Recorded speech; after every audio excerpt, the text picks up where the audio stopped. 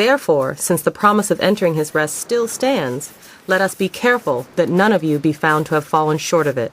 For we also have had the good news proclaimed to us, just as they did, but the message they heard was of no value to them, because they did not share the faith of those who obeyed. Now we who have believed enter that rest, just as God has said. So I declared on oath in my anger, they shall never enter my rest. And yet his work has been finished since the creation of the world.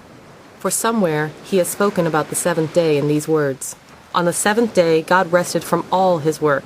And again in the passage above he says, they shall never enter my rest.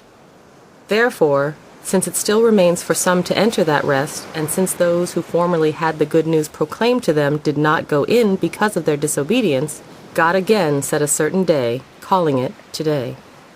This he did when a long time later he spoke through David, as in the passage already quoted. Today, if you hear his voice, do not harden your hearts. For if Joshua had given them rest, God would not have spoken later about another day.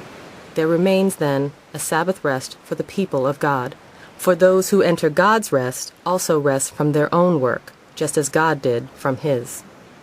Let us therefore make every effort to enter that rest, so that no one will perish by following their example of disobedience.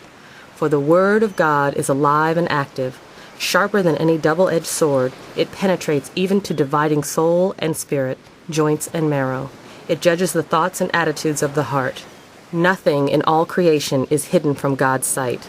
Everything is uncovered and laid bare before the eyes of him to whom we must give account.